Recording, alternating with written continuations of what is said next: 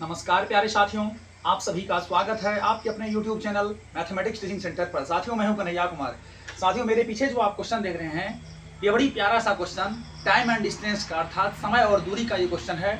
आप लोग चाहो तो वीडियो पॉज करके ट्राई कर लो। साथियों, ये क्वेश्चन ज़्यादा पेचीदा है नहीं, लेकिन बढ़िया क्वेश्चन है। ठीक है, इसमें कह रहा आपको कि एक आदमी, थोड़ा सीरियस होकर देखना अच्छे से, एक आदमी 4 मील प्रति घंटे की चाल से P से Q तक जाकर कुछ समय में लौट आता है। ठीक है, यदि वह P से Q 3.1/2 मील प्रति घंटे की चाल से जाता है और Q से P 4.1/2 मील प्रति घंटे की चाल से लौट आता है और 3.1/3 मिनट का अंतर दोनों यात्रा में पड़ता है, तो P एवं Q के बीच की दूरी ज्ञात कीजिए। साथियों, आप शायद वीडियो पॉज करके ट्राई किए होंगे तो बन भी गया होगा। आइए हम लोग करते हैं, क्वेश्चन बड़ी प्यारा सा है। बेसिक अप्रोच के साथ हम लोग करेंगे। मान लो भाई आप क्या, ये पॉइंट एक P है और ये पॉइंट एक क्या है, Q है। ये रहा P और ये रहा Q। अच्छा, P से Q तक की दूरी निकालना है ना, तो मान लेते हैं क्या है दूरी, ये x मील है, मील माइल जो भी आप बोलो। P से Q तक की दूरी को साथियों हमने मान लिया क्या, x मील मान लिया। ठीक है, अब पहले पोर्शन में कह रहा साथियों कि एक आदमी 4 मील प्रति घंटे, ये आपका क्या है, उसका स्पीड है अर्थात गति है, चाल है।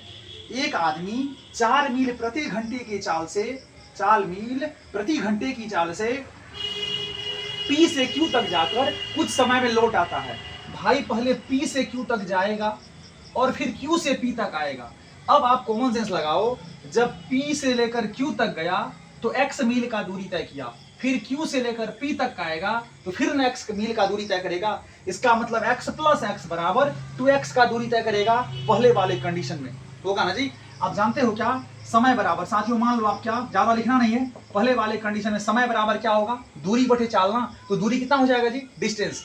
P से Q तक गया तो x मील और फिर Q से लेकर P तक आया तो साथियों पुनः x मील, तो x प्लस x बराबर 2x मील हो गया ना। तो समय बराबर दूरी 2x, अब भाई नीचे में चाल, इस कंडीशन में स्पीड कितना था साथियों, 4 मील प्रति घंटे था।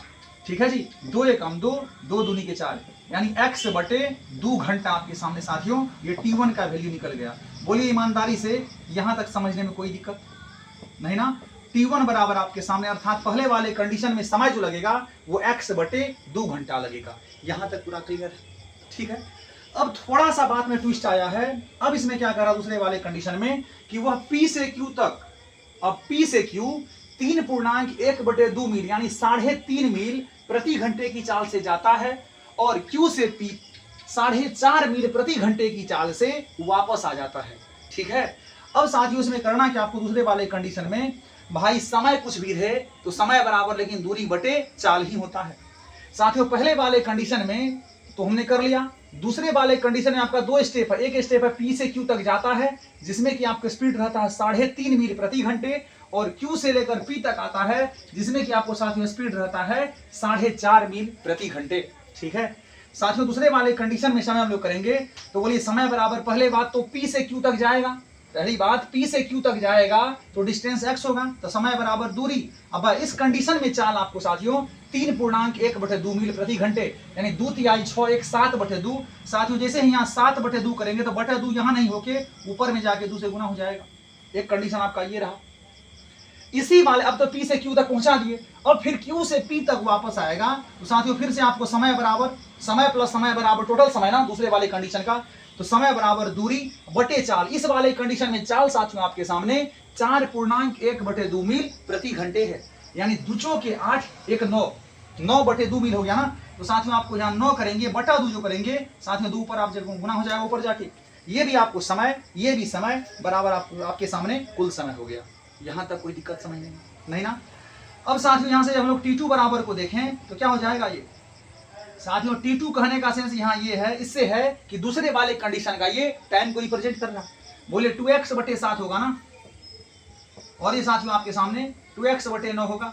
जब इसको सॉल्व करें तो 7 और 9 का एलसीएम 63 होगा। बोले 7 9 63, तो 9 दूनी के 18x, फिर ये प्लस 9 7 63, तो 7 दूनी के 14x, तो बराबर आपके सामने कितना हो गया जी, 18 और 14, 8 4 12 का 2 1 1 2 3 32x, बाई नीचे में 63। साथियों आपके सामने यहाँ से दूसरे वाले कंडीशन में जो समय लगेगा टोटल वो 32x आने और जाने मिला के, पहले वाले कंडीशन में आने और जाने P से Q तक जाने में और Q से लेकर P तक आने में कुल मिला के x/2 घंटा का समय लगेगा। ठीक है। और दूसरे वाले कंडीशन में स्पीड तो अलग अलग है, तो P से Q तक जाएगा और फिर Q से लेकर P तक आएगा, तो दोनों कंडीशन मिला के साथियों 32x/63 घंटा आपको समय लगेगा। ईमानदारी से कहिएगा कि पहले वाले कंडीशन अर्थात T1 समझने में कोई दिक्कत, दूसरे वाले कंडीशन अर्थात T2 समझने में दिक्कत नहीं ना। अब साथियों यहां हम लोग देखेंगे, अब इसमें कह रहा है क्या, दोनों यात्रा में कह रहा है यहाँ दोनों यात्रा में कितने का अंतर पड़ता है जी, 3.1/3 मिनट का।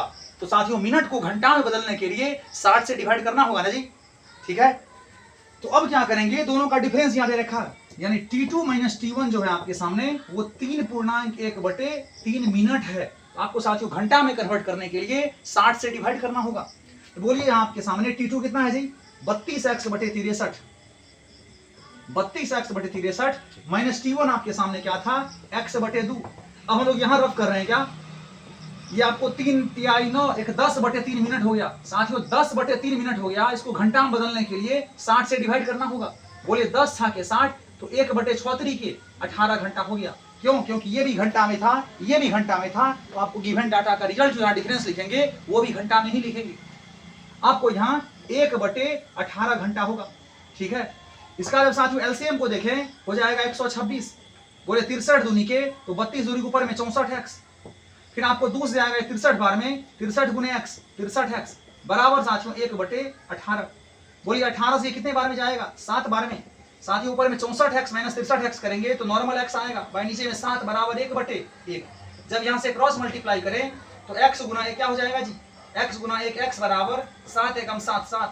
यही क्या हुआ जी, माइल बोलो या नहीं तो आप इसको मील बोलो, यानी x बराबर 7 मील आया। इसका मतलब क्या हुआ साथियों, पता चला कि यही P से लेकर Q तक का जो डिस्टेंस है साथियों आपको वो कितना है जी, 7 मील का दूरी है। बोलिए ईमानदारी से, समय बराबर दूरी बटे चाल, बस कंसेप्ट आपको पता होना चाहिए। और जब P से Q तक जाएगा फिर Q से लेकर P तक आएगा तो डिस्टेंस आपको डबल होगा।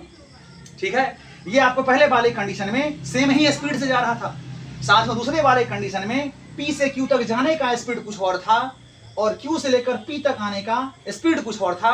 तो दोनों का अलग अलग कंडीशन से समय निकाल के दोनों को ऐड कर लेंगे, तब जाके दूसरे कंडीशन के बराबर होगा। इस तरह साथियों आपका PQ का डिस्टेंस अर्थात P से लेकर Q तक का डिस्टेंस हमने मान रखा था यहाँ x मील, इसका मतलब हो गया कि 7 मील इस क्वेश्चन का सही आंसर होगा। साथियों आसान है, पूर्ण विश्वास है कि बड़ी बारीकी के साथ इस टाइम एंड डिस्टेंस के क्वेश्चन को समझ गए होंगे। वीडियो कैसा लगा कमेंट सेक्शन में अपना प्रतिक्रिया दीजिएगा। बाद बाकी कंटिन्यू अपनी पढ़ाई को रखिएगा जी। ठीक है। मैथमेटिक्स है, थोड़ा कंसेप्चुअल तो बनना होगा जी। ठीक है। थैंक यू जी, धन्यवाद।